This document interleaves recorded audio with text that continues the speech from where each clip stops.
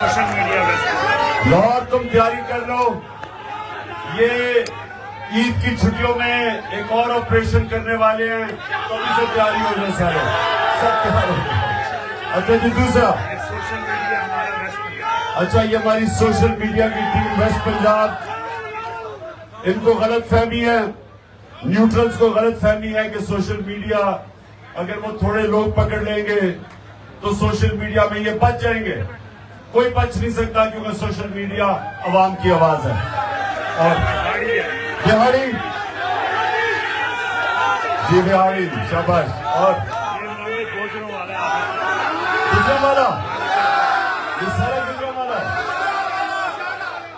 गुजरांवाला ने वैसे बड़ा कमाल हमारी मार्च के अंदर जबरदस्त शिरकत की थी। उसके बाद पेशावर मुझे कमजोर नजर आ रहा है। पेशावर में मेरे ख्याल में कोई जुनून खत्म होता जा रहा है पेशावर में। और मर्दान, हाँ मर्दान में मुझे थोड़ी जान नजर आ रही है। शाबाश मर्दान।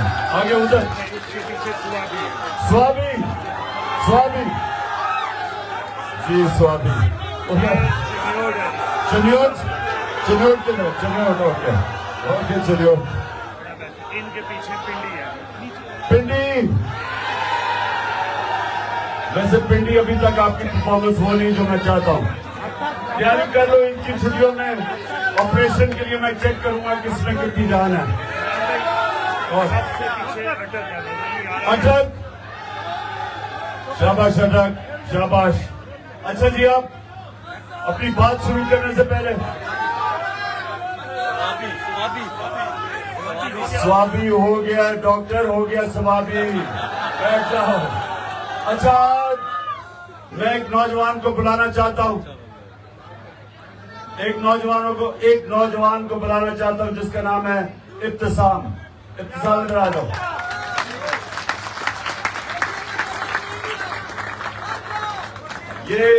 अब ये सुनो, जरा इसको देख लो, ये देखो, चुप करके जरा इस नौजवान को देखो।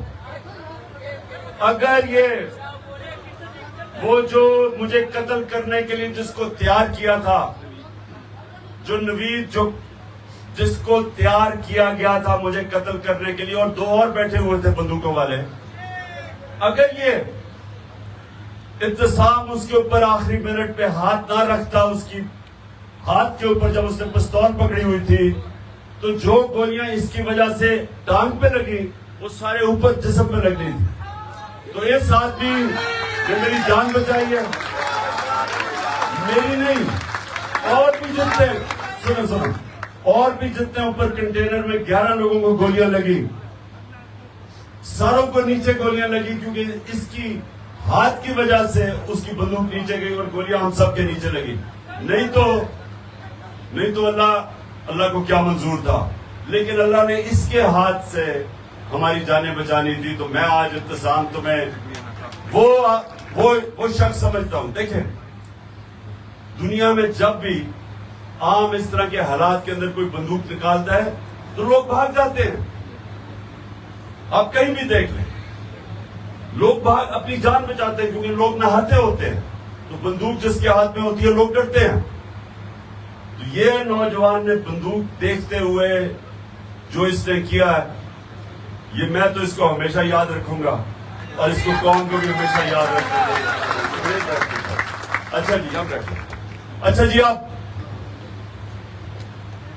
मैंने आपको इस रमजान के जो एक ऐसा वक्त होता है, इबादत का वक्त होता है, इसका मकसद क्या होता है इबादत का? अल्लाह से करीब होना। अल्लाह क्यों हमें कहता है 5 वक्त नमाज पढ़ो? क्योंकि अल्लाह चाहता है कि सारा वक्त याद रखो कि सब कुछ दुनिया में उसकी वजह से होता है, उसकी इजाजत के बगैर कुछ नहीं हो सकता, सारी चीजें उसकी मर्जी से होती हैं। तो जितना आप अल्लाह से अपना रिश्ता करीब करते हैं, ये नौजवानों मेरी बात सुन लो, उतनी आपकी जिंदगी आसान होती है। हमें ये बड़ी गलत फहमी होती है कि अल्लाह की मर्जी के बगैर कुछ हो सकता है। ये जो तकब्बुर है, इसको अल्लाह सबसे बुरी इंसान की सलाहियत समझता है, क्योंकि तकब्बुर का मतलब यह होता है कि आप अगर जीतते हैं तो आप समझते हैं मैं जीता हूं। आप अल्लाह की मर्जी के बगैर नहीं जीत सकते। मैं खेलों की ग्राउंडों में दुनिया की टॉप खिलाड़ियों के खिलाफ 20 साल अपनी जिंदगी में खेला, और जितना मैं खेलता गया मुझे इस चीज का एहसास होना शुरू हो गया कि इंसान जितनी मेहनत भी करे, जितनी कोशिश भी करे,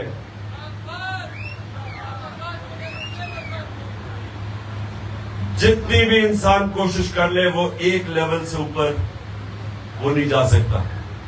उसके बाद अल्लाह की मर्जी आ जाती है। इंसान मेहनत करता है। मैं सबसे ज्यादा मेहनत करता था, सबसे ज्यादा ट्रेनिंग करता था, प्रैक्टिस करता था, क्योंकि मैं बैटिंग दोनों करता था, बैटिंग भी करता था, बॉलिंग भी करता था, तो बाकी खिलाड़ियों से दुगनी मेहनत करनी पड़ती थी। लेकिन जब मैं अपने अरूज पे भी पहुंच गया, अपनी सलाहियतों के सबसे ऊपर, तो तब भी मुझे एक चीज का एहसास हो गया कि मैं जितना भी कर लूं, एक सतह के बाद मेरे हाथ से फिर गेम चली जाती थी। मैं आपको मिसाल देता हूं। हमारा था लाहौर में सेमीफाइनल वर्ल्ड कप का,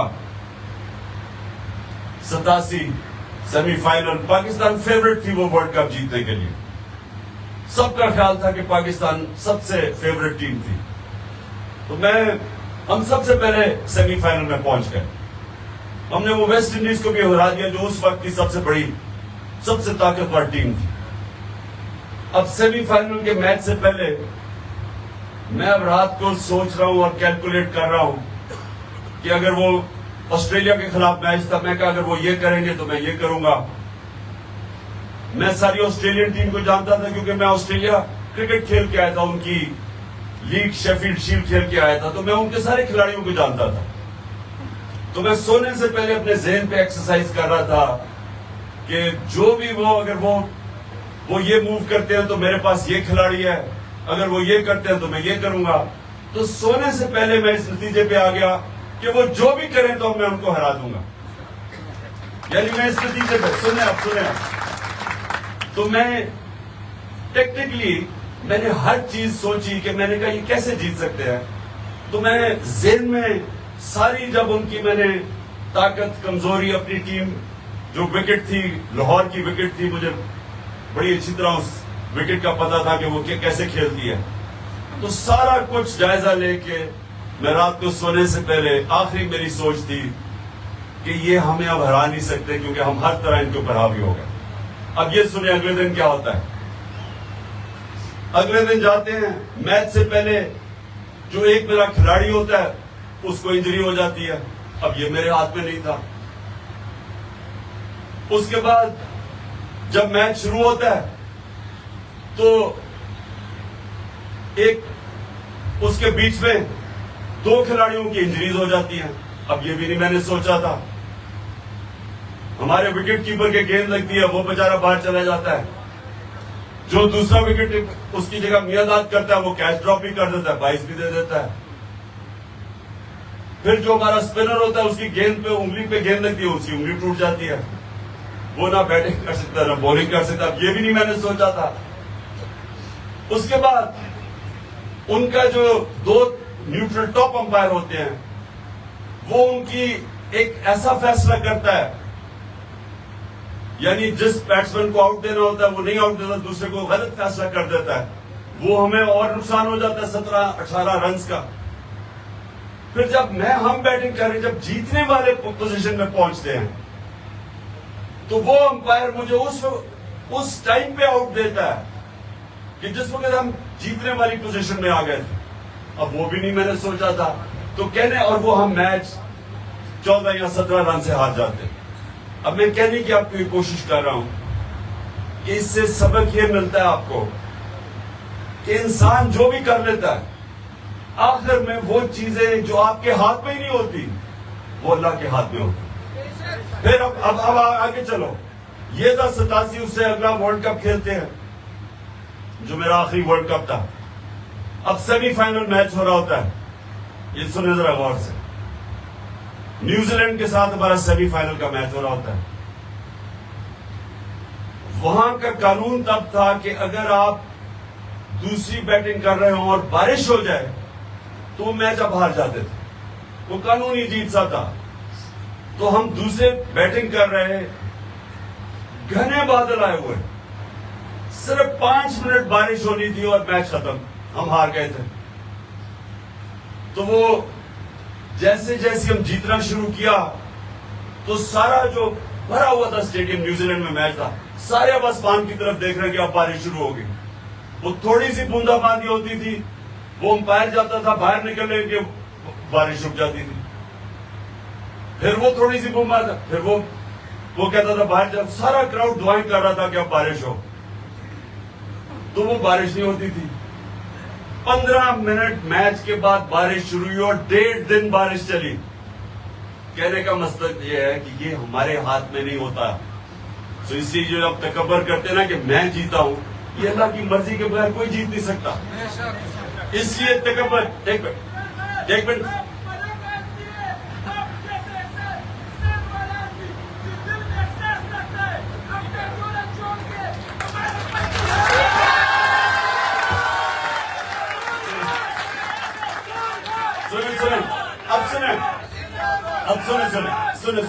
सुने। देखिए, अब सारे कहते हैं कि जनाब सारी जमातें आपके खिलाफ हैं, आज इलेक्शन कमीशन आपके खिलाफ है, और जो न्यूट्रल है वो भी आपके खिलाफ है, न्यूट्रल नहीं है। सब ये कह रहे हैं कि जनाब इन्होंने इलेक्शन में धांधली भी करनी है, इन्होंने आपको जीतने भी देना, और पकड़ दकड़ हो रही है इस वक्त। जो तहरीक इंसाफ का कोई सामने आता है उसको पकड़ के जेल में डाल देते हैं। 3000 हमारे 3000 कारकुनों को जेलों में डाल दिया।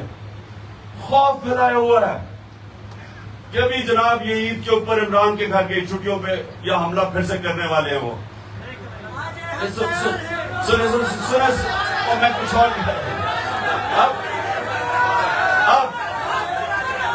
और ऊपर से सुने तो सही, सुने और ये कह रहे हैं, और वो कह रहे हैं कि इमरान के ऊपर कांटा डाल दिया है। लेकिन ये सब वो लोग हैं जिनको ये नहीं पता कि ऊपर सबसे बड़ी सुपर पावर बैठी हुई है। वो जब वो आपके साथ खड़ा हो जाता है तो कोई दुनिया की ताकत आपको शिकस्त नहीं दे सकती। जब जंगे बदर 313 मुसलमान हर के पास तलवार नहीं थी, कई उन्हें डंडे पकड़े हुए थे। जंगे बदर में ये सुन लो, उनके 1000 फौजी, ऊपर से घोड़े को भी सवार, जदीद हथियार 1000। तो किसने समझा था कि वो जीत जाएंगे?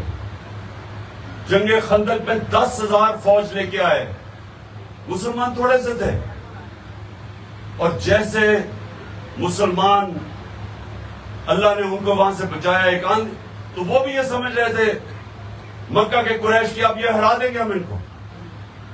ऐसी आंधी चलती है, ऐसी ठंडी हवा चलती है कि वो सारी की सारी फौज पसपा होकर वापस चली जाती है। तो ये याद रखिए कि अल्लाह भी है, ये हमें गलत फहमी है। सिर्फ ऊपर वाला आपसे चाहता है कि उस पे ईमान रखो। इया का नाबुदु व इया का नस्ताईन, अल्लाह तेरी इबादत करते हैं, तेरे से मदद मांगते हैं। अच्छा, और अब सुनो मेरी बात, सुनो, अब सुने 5 मिनट रह गए, उसके बाद हमने दवा कर दी है। अब मैं आपको एक बात आखिर में बात करता हूं। देखो मेरे नौजवानों, ये याद रखना कि अभी इसने जो शुरू में अल्लाह का कलाम पढ़ा था, नजम ने जो भी आपसे पढ़ा था, कि मैं क्या जरा था और मुझे उठा के अल्लाह ने आफताब बना दिया, या आफताब के उस यानी उस अरूज पे ले गया। इसका मतलब क्या है कि आपने सब ने एक चीज सीखनी है। मेरे से एक चीज सिर्फ सीखो कि मैं सिर्फ कामयाब एक वजह से हुआ हूं, इधर तक जो पहुंचा हूं, एक वजह से, क्योंकि मैं एक आजाद इंसान हूं। मैंने कभी किसी की गुलामी कबूल नहीं की,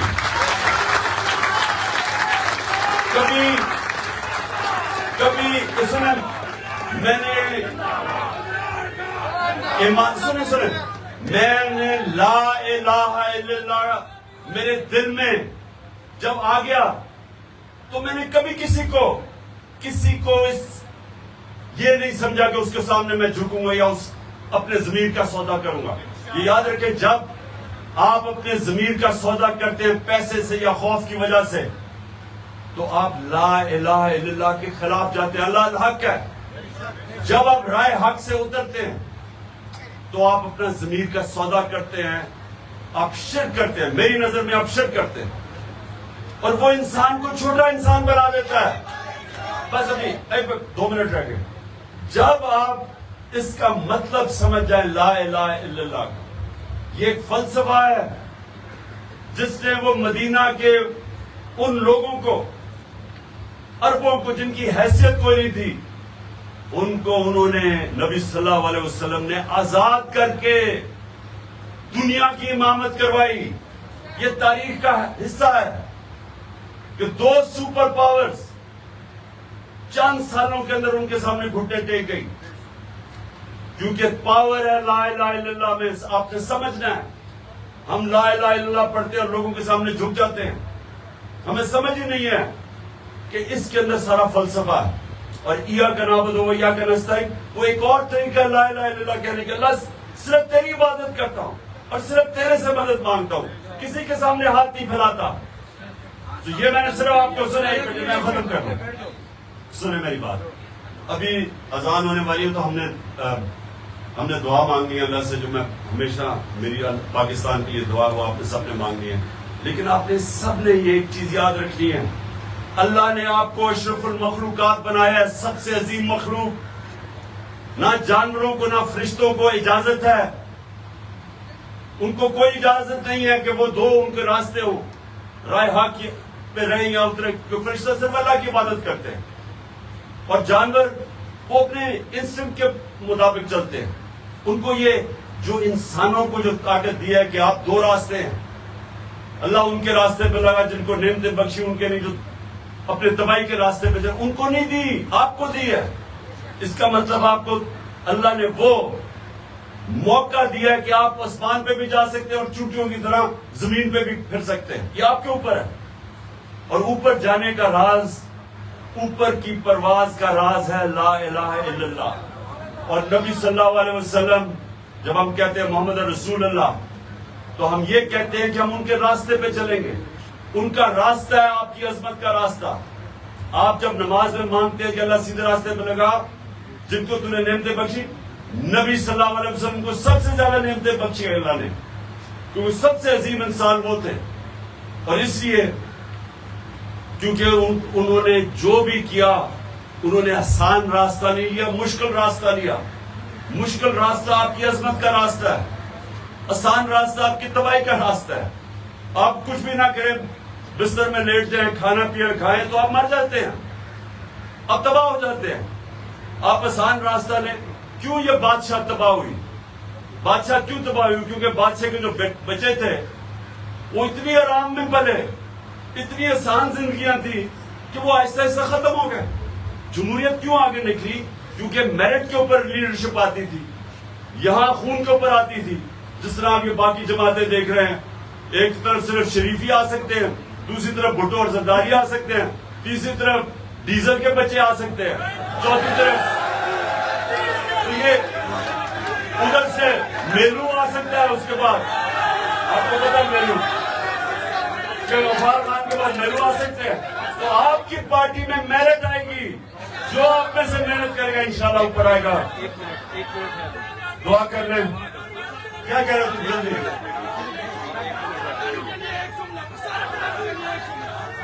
मैं बार बार पठानों के लिए एक जुमला कहता हूं कि एक अल्लाह ने इंसान पैदा किए, दूसरे पठान पैदा किए।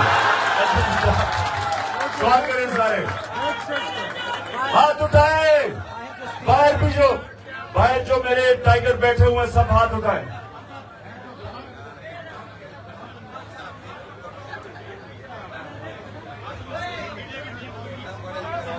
शाबाश। सोशल मीडिया अदब में डरना नहीं है, कोई खौफ किसी से ना रखना, कोई कुछ नहीं कर सकता किसी का। अच्छा डर जाना, बैठ जाओ। ये क्या है? अच्छा जी, हाथ उठा के दुआ करें कि अल्लाह पाकिस्तान को मदीना के रियासत के असूलों पे एक अजीम कौम बना। अल्लाह पाकिस्तान में जो सबसे ज्यादा जरूरत है अदल और इंसाफ पैदा कर। और अल्लाह पाकिस्तान को वो मुल्क बना जिधर कोई इंसान भूखा ना सोए रात को। और जो खास तौर पे यहाँ जो बैठे हैं गुजरात में भी ये होता है, और मेरे ये जो हमारे पश्तून हैं और खास तौर पे कबायली इलाकों वाले, कि इनको क्योंकि वहां नौकरियां नहीं मिलती, इनको बाहर बाहर नौकरियां ढूंढने जाना पड़ता है, बीवी बच्चों से दूर, माँ बाप से दूर। तो हम वो पाकिस्तान चाहते हैं कि अल्लाह हमारा वो पाकिस्तान बने, इतनी खुशहाली हो उस पाकिस्तान में कि बाहर से लोग पाकिस्तान में नौकरियां ढूंढने आए। आमीन आमीन आमीन।